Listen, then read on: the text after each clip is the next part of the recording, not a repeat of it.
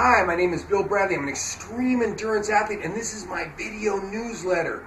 The topic of today's newsletter is Know When to Quit.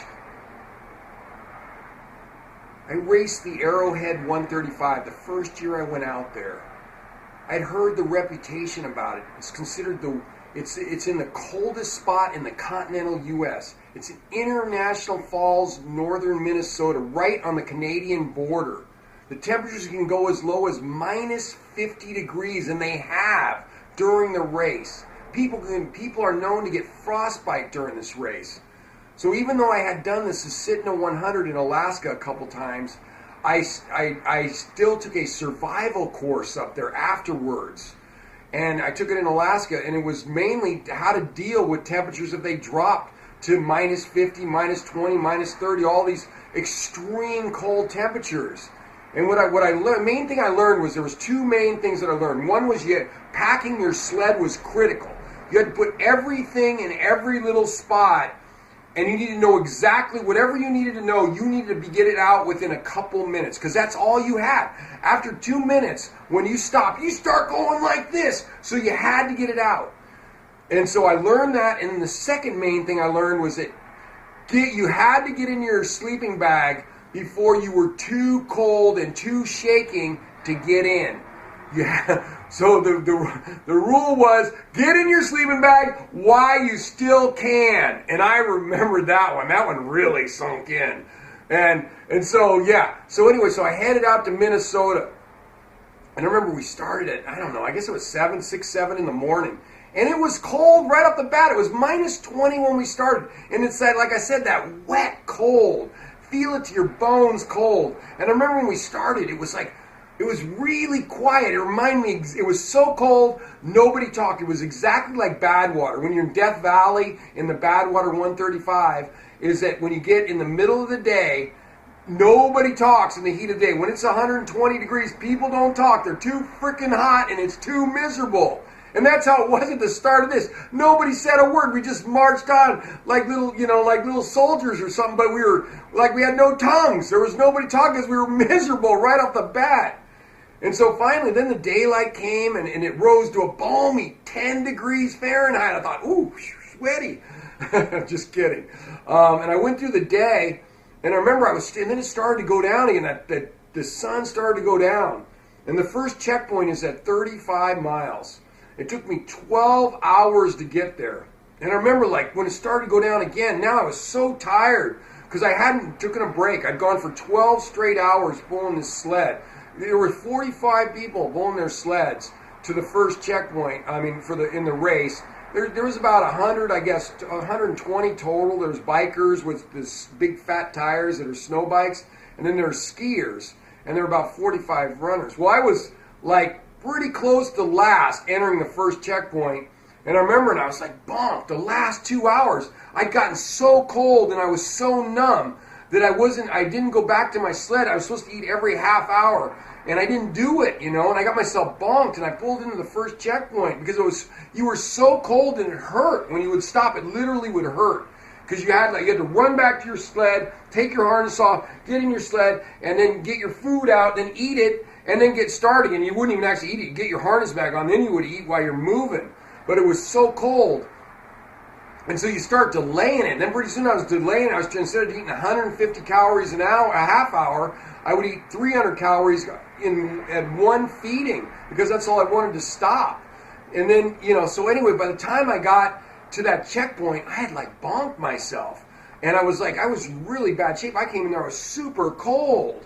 And it took me 2.5 hours to get my strength back. I was in such bad shape. And I remember a lot of people dropped out at that checkpoint because you got to remember, now you've raced all the way through the day, and then now the sun's starting to drop. It's really tough on you psychologically. So you get in there, you get all warmed up, and then you got to go back out.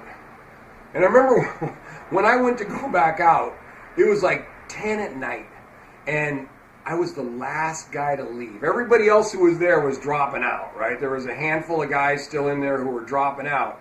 And so when I went out to leave, they all thought I was crazy. They go, nobody's ever left this late and made it. I go, well, I'm going to be the first. I was feeling a little good, I was all warmed up. I said, I'm going to be the first. And I headed out the door, and I remember, man, it was cold. It was, I think it dropped down to like minus 25 degrees. And I remember I was like, I had never felt cold like this. I mean, literally, I was cold to the bone. It was unbelievably cold.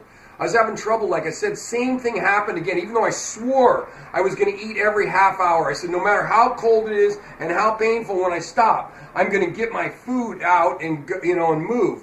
And part of why it's so cold, because you have to dress lighter. You're dressing like a layer lower than you normally would, or even 2 layers, because once you start moving, it warms you up.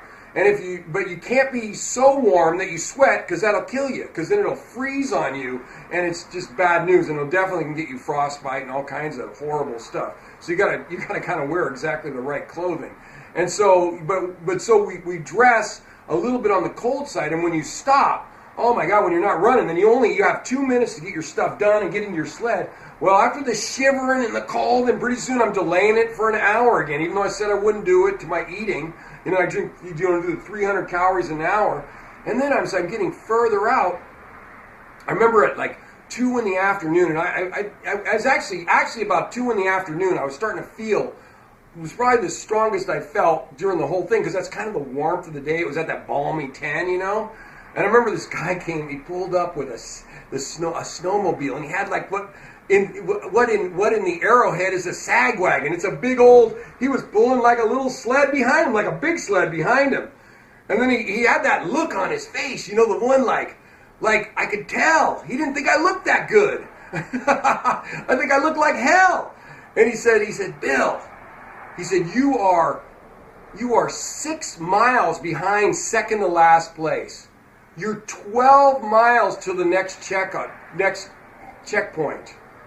And I said, well, what does that mean? He goes, it means I think you should put your sled on my sled and get on my snowmobile and your race is over. I said, no! I said, you don't understand. I don't quit. I said, not only am I going to make it to the 70-mile checkpoint, but I'm going to finish. And then I remember he drove off and he was shaking his head and he was thinking like, man, that guy is crazy. And you know what? He might have been right. But I didn't know it at the time. I was feeling good and I was feeling kind of cocky. And so anyway, so then I headed out. And I remember then that sun started to go down again and my cockiness left.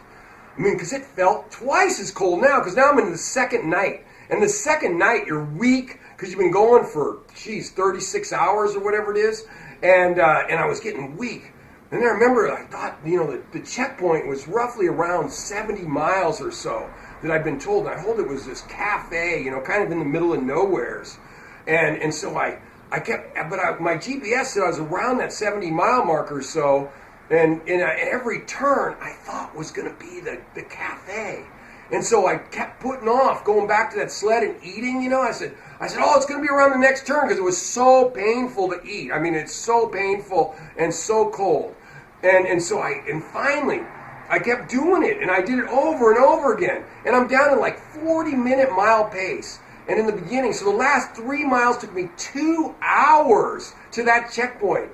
And earlier in the race, I'd been moving at 20-minute mile pace. Not that that's lightning, but it's not bad for, in that cold conditions. But now I was down to 40. And I remember I finally saw the cafe, and I go, thank God, there it is. And I was having all these visuals of this big, giant fire. And I was going to run in there and be all warm. And I was just going to sit on this couch and be all warm and all this. I had all these great visions. And then I remember I was coming up, and I looked at the cafe, and it was all dark. And then I looked at the parking lot, and there was no cars. And then I thought to myself, oh no! They forgot about me. They left me. And I ran around the building and I beat on the windows. And I was beating on the windows. And I'm like, anybody home? And then when I realized it was hopeless, I said, I better get in my sled. And I better get my snowmobile, my sleeping bag out of my sled. And so I ran over to my sleeping bag, over my sled. And I ripped it open, and then I yanked out my sleeping bag, and I was starting to shake already really bad because I was so bonked. And when you're so bonked, I was just shaking way faster than normal. And so I throw down my sleeping bag. I don't even take my pad out. I just throw it on this ice-covered parking lot of this cafe. And I'm sitting there, I'm shaking like this, and I go, I gotta get this open, and I got my bag open, and then I got into it, and I pulled it up, and I was like, and I got my zipper up, and I zipped it up, and I was sitting inside, and I was like, I was breathing like a maniac, and then I said, Bill, calm yourself down. And then I thought to myself, I quit!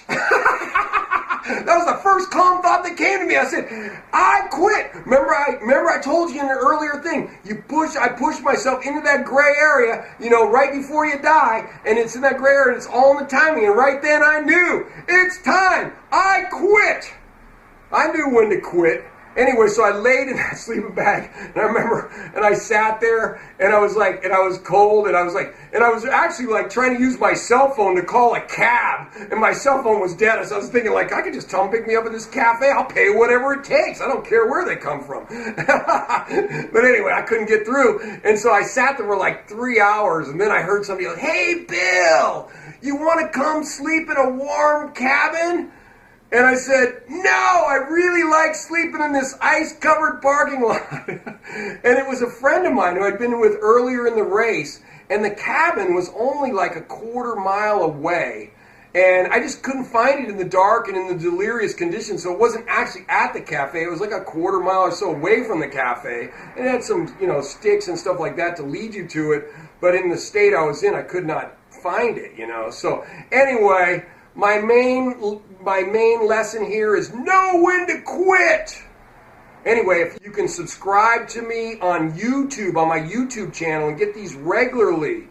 And if you are interested, give me an email at epicbillbradley@gmail.com, and I can get you out any information about if you're interested in having me talk to your team, your group, your company, your organization. I'd like to do that. So I can, like I said, email me at epicbillbradley@gmail.com, and I will get you out some information. Thank you very much.